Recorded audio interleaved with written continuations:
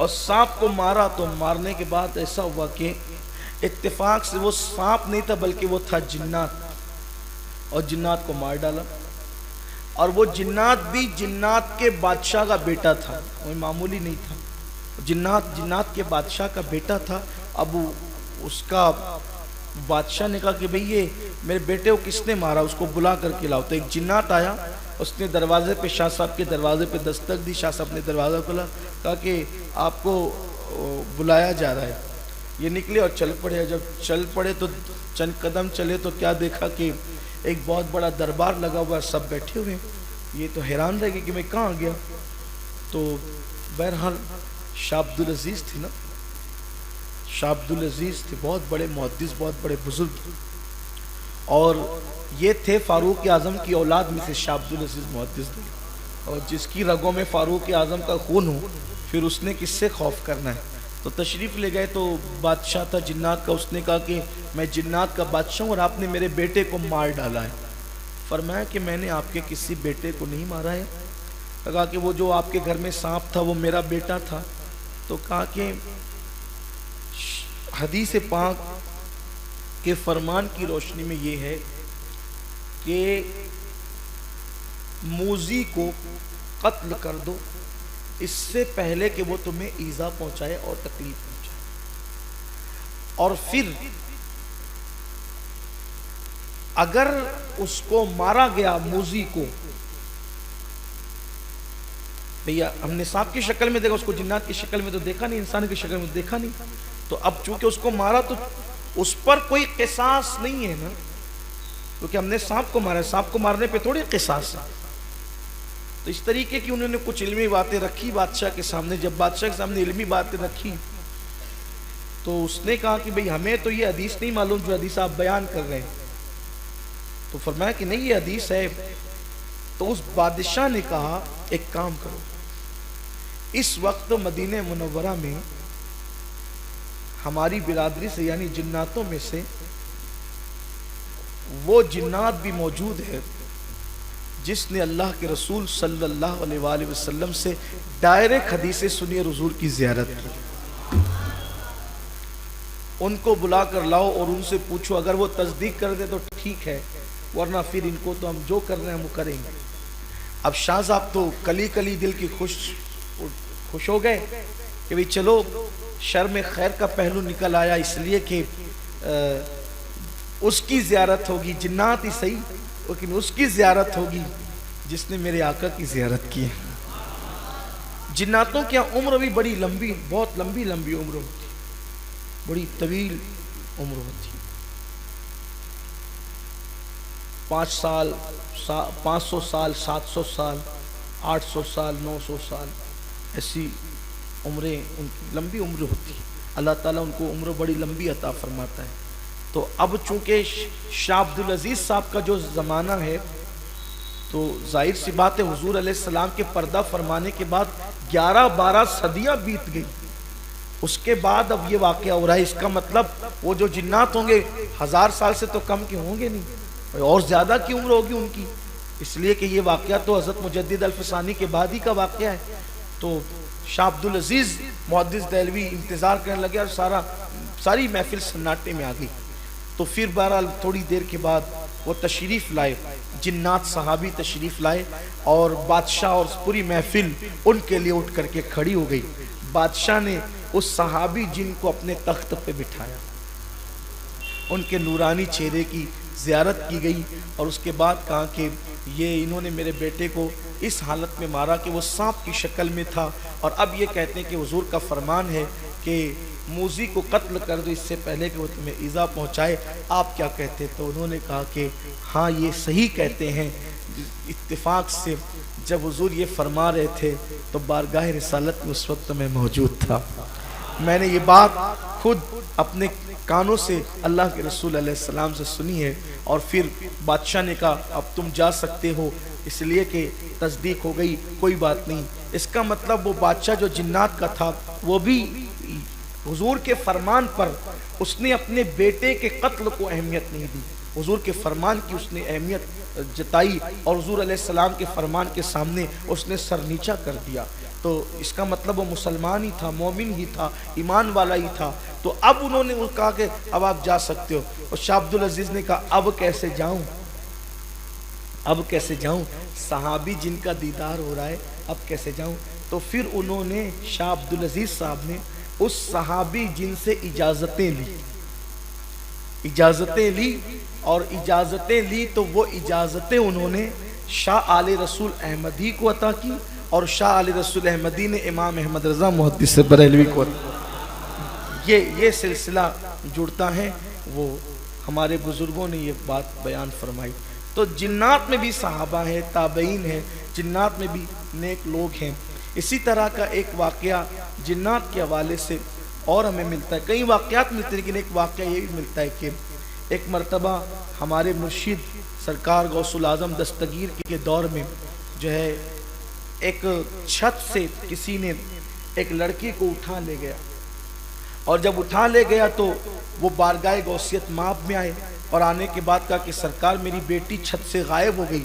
تو سرکار غوث پاک نے فرمایا کہ جاؤ اور جنگل میں جا کر میرے نام کا حصار کر دو، میرے نام کا حصار کر دو. اب اس سے پتہ چلا کہ سرکار غوث پاک کے نام کا حصار کتنی برکت رکھتا ہے. تو اب پتہ چلا کہ جہاں آپ کو ایسا لگتا ہے کہ کوئی جنات نقصان پہنچائے گا تو وہاں حضور غوث الاعظم دستگیر رضی اللہ تعالیٰ کے نام پاک کا حصار کر لینا چاہیے. ابھی ممکن ہے کہ یہ میری گفتگو اور لوگوں تک پہنچے گی تو کہیں گے کہ یہ کیا بدعت ہے اور یہ کیا شرک ہے. ہم تو ان سے کلام ہی نہیں کر رہے. یہ تو اہل عشق سے گفتگو ہے، اہل محبت سے گفتگو کہ غوث پاک کے نام کا حصار جو ہے وہ جنات سے محفوظ کر لیتا ہے. ورنہ جو لوگ بیچارے ہر چیز میں کہتے ہیں کہ یہ اس میں دکھاؤ اور اس میں دکھاؤ، ان سے تو کوئی کلام ہی نہیں ہے. میں نے دیکھا ہے ایسے لوگوں کو کہ خوب ڈینگے ماریں گے مزار پہ جانا شرک ہے اور بدعت ہے اور یہ اور وہ ہے، لیکن جب جنات چڑیل بھوت کا حملہ ہوا تو یہ برابر خلدآباد کے چکر لگائیں گے، 40 گاؤں کے چکر لگائیں گے اور پھر برابر وہاں پھر سب ہو جاتا ہے. بلکہ جب وہاں ملتے ہیں نا تو ایسے ملتے ہیں جیسے چور چوری کرتے ہوئے اگر پکڑا جائے تو اس کی کیفیت کیا ہوتی ہے، وہ کیفیت ہوتی ہے. میں خلدآباد شریف میں تھا، حافظ عیاں رحمۃ اللہ علیہ کا عرس تھا. میں نے ایسے کسی جناب کو دیکھ لیا وہاں جو ہے وہ فاتحہ پڑھتے ہوئے، اور چونکہ میں تو چھوڑنے والا آدمی نہیں ہوں تو میں نے کہا کہ آپ ادھر کدھر، ایسے وہ آ رہے تھے نا، وہ تو ساتھ میں چلے آئے تم. اچھا تو ایسے کہ ساتھ میں چلے آئے، ایسے بھی کوئی روا روی میں شرک ہوتا ہے، وہ آ رہے تھے تو ساتھ میں چلے آئے. کہا کہ یہ نہ کیا کرو، اس طرح کی بات ہے. کیوں روکتے ہو لوگوں کو فائدے سے، کیوں لوگوں کا نقصان کرتے ہو؟ آپ تو چوری چپ کے چکر لگاتے ہو، کوئی کنڑ شریف چکر لگا رہا ہے، کوئی خلدآباد شریف چکر، میں نام لے سکتا ہوں، وہ کوئی مولانا اسحاق کے یہاں جا کر کے فجر کے بعد بیٹھتا ہے، اور آپ لوگوں کو کہتے ہیں کہ مٹی کا ڈھیر ہے دے کیا دے سکتے ہیں. اگر مٹی کا ڈھیر ہے تو آپ وہاں جا کے کیا کرتے ہیں؟ مٹی کا ڈھیر اگر ہے تو آپ وہاں جا کے کیا کرتے ہیں؟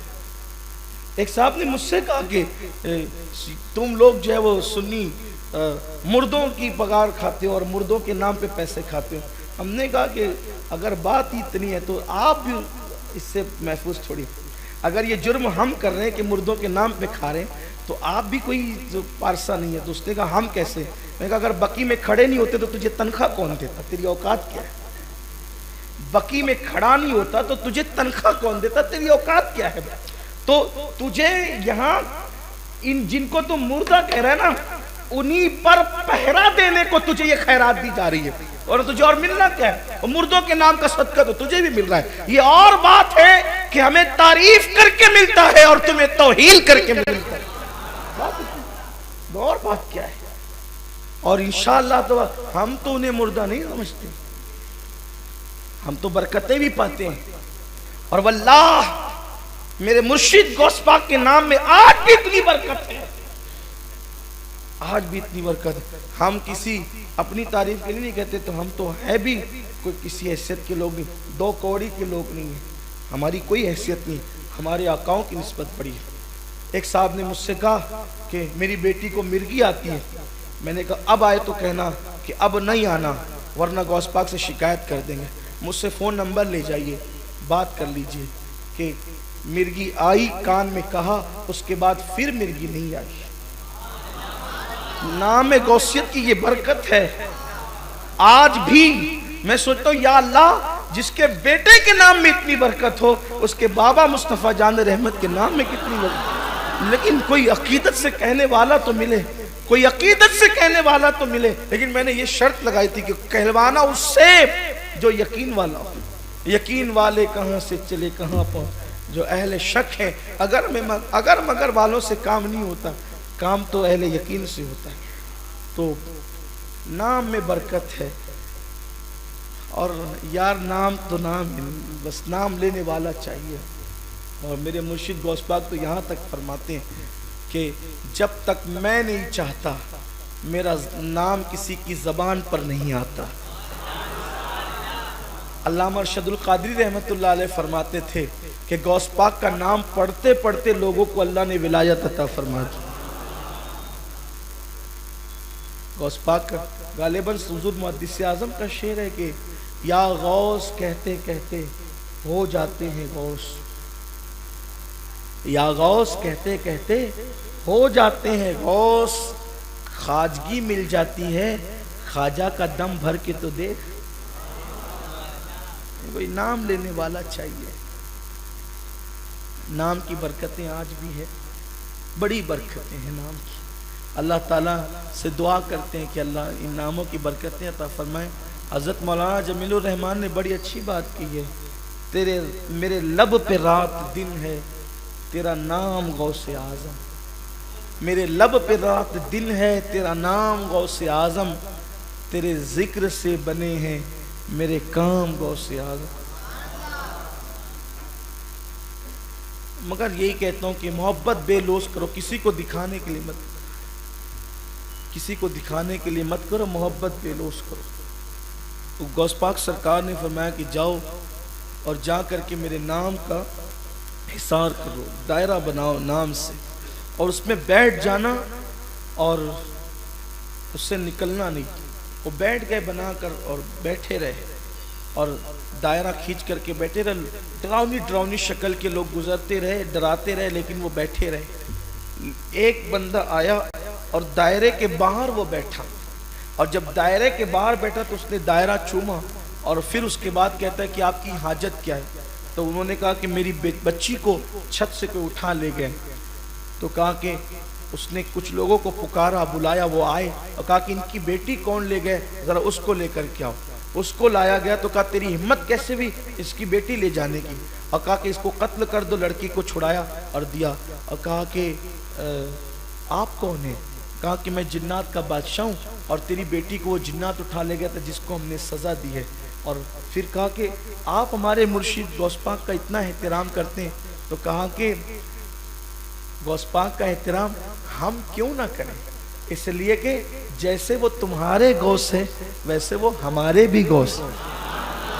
وہ غوث الثقلین ہیں, جن و انس کے غوث ہیں وہ. تو یہ شان ہے. تو سرکار غوث پاک رضی اللہ تعالیٰ کے نام کی برکت سے وہ لڑکی چھڑائی گئی. تو کہنے کا مطلب یہ ہے کہ جنات ایک وجود ہیں اور جنات کے مختلف قسم کے واقعات بھی ہیں.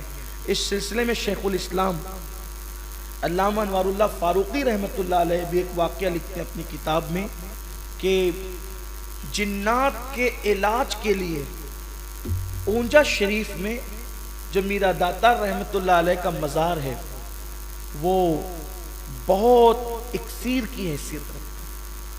اگر کسی کو جنات پریشان کرتے ہو تو شیخ الاسلام علامہ انوار اللہ فاروقی رحمت اللہ علیہ نے وہاں کا ایک واقعہ ذکر فرمایا. فرماتے ہیں کہ جیسے دنیا کی عدالتیں لگتی ہیں ویسے حضرت میرا داتا رحمت اللہ تعالی علیہ کی بھی عدالت لگتی ہے, اور جناتوں کو نکالا جاتا ہے اور انہیں قتل کیا جاتا ہے اور لوگوں کو ان سے خلاصی دی جاتی ہے. اس کا پورا واقعہ تفصیلی طور پر مقاصد الاسلام نامی کتاب میں شیخ الاسلام علامہ انوار اللہ فاروقی حیدرآبادی رحمت اللہ تعالی علیہ نے بیان فرمایا ہے. تو اس طرح سے جنات سلسلوں میں مرید بھی ہوتے ہیں, جنات سلسلوں میں مرید بھی ہوتے ہیں. یہاں ایک واقعہ مجھے اور یاد آتا ہے کہ کئی جنات حضور سیدی مفتی اعظم رحمت اللہ علیہ کے بھی مرید تھے. حضور مفتی اعظم رحمۃ اللہ تعالیٰ علیہ کی بھی مرید تھے، اور سرکار مفتی اعظم رحمۃ اللہ تعالیٰ علیہ کا ایک واقعہ جو ہم نے اپنے بزرگوں سے سنا ہے وہ یہ ہے کہ ایک مرتبہ ایک جنگل میں حضور مفتی اعظم رحمۃ اللہ تعالیٰ علیہ تشریف لے جا رہے تھے۔ اچانک ان کی گاڑی جو ہے خراب ہو گئی، اور جب گاڑی خراب ہوئی تو وہاں رک گئے۔